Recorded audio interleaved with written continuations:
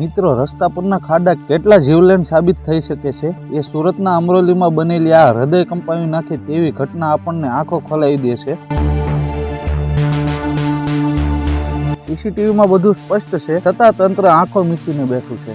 અમરોલી વિસ્તારમાં 3 યુવકો બાઇક પર જઈ રહ્યા હતા. રસ્તામાં મોટો ખાડો આવતા બાઇકનું બેલેન્સ બગડ્યું. તેઓ ત્રણેય રસ્તા પર પટકાયા. એટલામાં પાછળથી આવતો ભારે કન્ટેનર કાબુ ગુમાવ્યા વગર પસાર થયો, પરંતુ તેનું ટોચિંગ ટાયર એક યુવકના માથા ઉપર ફરી વળ્યું. તે યુવકનું સ્થળ પર જ દુર્ભાગ્યપણે મોત થયું, જ્યારે 2 અન્ય ગંભીર રીતે ઘાયલ થયા. સીસીટીવીમાં સ્પષ્ટ દેખાય છે કે અકસ્માતનું મૂળ કારણ રસ્તાનો ખાડો હતો. બાઇક ખાડામાં અથડાઈને સ્લીપ થઈ હતી, એટલે કે અકસ્માતની શરૂઆત તંત્રની બેદરકારીથી થઈ. છતાં પોલીસે કન્ટેનર ચાલક સામે કેસ નોંધ્યો છે. તો સવાલો ઉઠે છે, જવાબદાર કોણ? ખાડો ન ભરનાર રસ્તા સંચાલન વિભાગ, કે પછી બાઇક પડ્યા પછી પાછળથી આવી ગયેલો કન્ટેનરનો ડ્રાઈવર? શું કન્ટેનરનો ડ્રાઈવર દોષી છે? સીસીટીવીમાં દેખાય છે કે અકસ્માત એટલો અચાનક થયો કે ડ્રાઈવર પાસે અટકવાનો સમય જ નહોતો, અને હેવી વાહનને એટલી જલ્દીમાં બ્રેક લાગી જ ના શકે. છતાં કાયદો ફક્ત તેને જ નિશાન બનાવી રહ્યો છે. આ અકસ્માત ખાડા ન ભરવાના કારણે થયો છે. જો રસ્તા સમયસર દુરસ્ત થતા તો એક યુવાનનું જીવન બચી શકત. લોકોમાં ગુસ્સો છે કે તંત્ર પોતાની જવાબદારી પરથી બચવા માટે આખી ભૂલ ડ્રાઈવર પર ઢાળી રહ્યું છે. આ ઘટના માત્ર એક પરિવાર માટે દુઃખદ નથી, પણ સમગ્ર સમાજ માટે ચેતવણી છે. રસ્તાની દેખરેખ ન રાખનારા અધિકારીઓ સામે કાર્યવાહી થવી જોઈએ. ડ્રાઈવર સાથે ન્યાય થવો જોઈએ, કારણ કે સીસીટીવીમાં સ્પષ્ટ છે કે